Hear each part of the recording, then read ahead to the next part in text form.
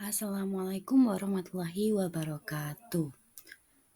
Sampai berjumpa lagi di video kali ini.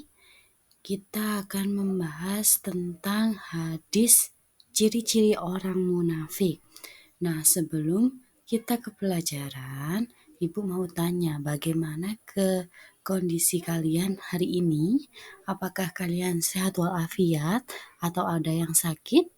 Bisa dijawab di kolom komentar. Oke? Kita masuk ke pelajaran hadis tentang ciri-ciri orang munafik. Nah, sebelum membahas hadisnya, kita ada subbab A di mana dengan pengertian nifak, perilaku nifak. Oke, yang pertama ada sifat nifak. Nifak itu berasal dari bahasa Arab, dari kata nafaqo yang berarti lubang tempat bersembunyi. Sedangkan munafik berasal dari bahasa Arab, yaitu dari kata al-munafiqun, yang berarti orang-orang yang berbuat kemunafikan. Nah, munafik adalah orang-orang yang perbuatannya itu tidak sesuai dengan perkataannya. Ketika perkataannya A, perbuatannya B. Ketika perbuatannya B, perkataannya A. Seperti itu. Nah, apa sih bedanya nifak sama munafik itu? Ada yang tahu? Di sini, nifak itu adalah perbuatannya. Sedangkan munafik itu adalah pelakunya atau orangnya. Yang kedua ada macam-macam nifak. Nah, macam-macam nifak itu dibagi menjadi dua, yaitu nifak akbar dan nifak asghar. Nah, apa sih itu nifak akbar? Nifak akbar adalah nifak di mana pelakunya mengatakan beriman, namun dalam hatinya tidak memiliki keimanan kepada Allah Subhanahu wa Ta'ala. Sedangkan nifak asghar yaitu nifak di mana pelakunya mengatakan satu hal, namun perbuatannya tidak sesuai dengan perkataannya.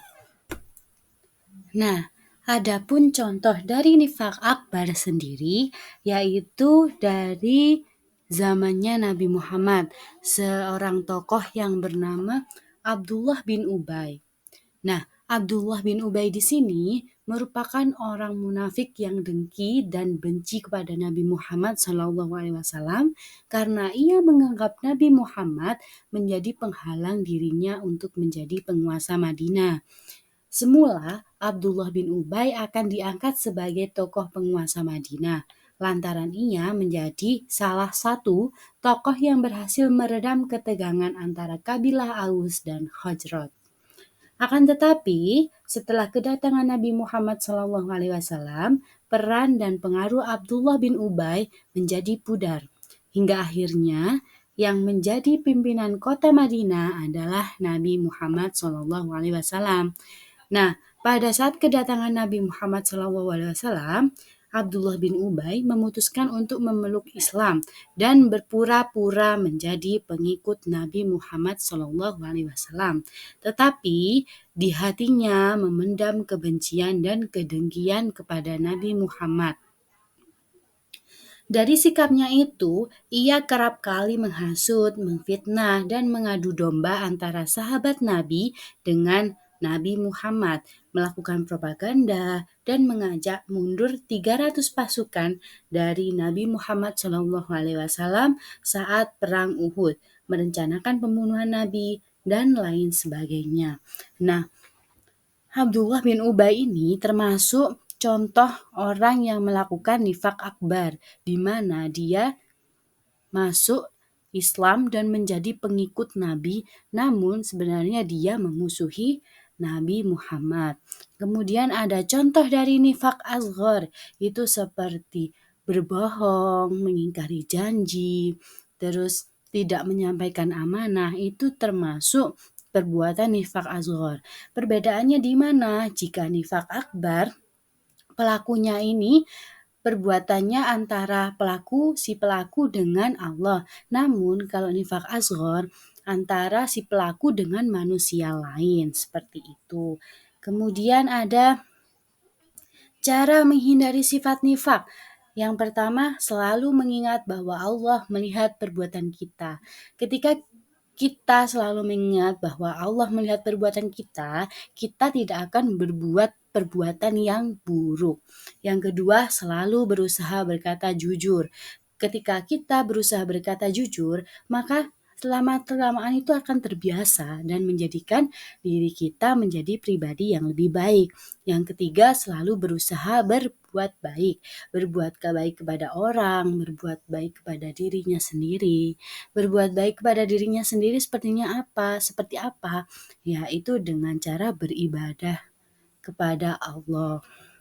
Yang keempat, selalu mengingat bahwa jujur membuat hati lebih tenang. Ketika kita jujur, pastinya hati kita itu lebih tenang daripada kita berbohong kepada orang lain. Yang selanjutnya ada bunyi hadis tentang ciri-ciri orang munafik. Nah, hadis ini diriwayatkan dari Abu Hurairah dan diriwayatkan oleh Bukhari dan Muslim. Nah, Abu Hurairah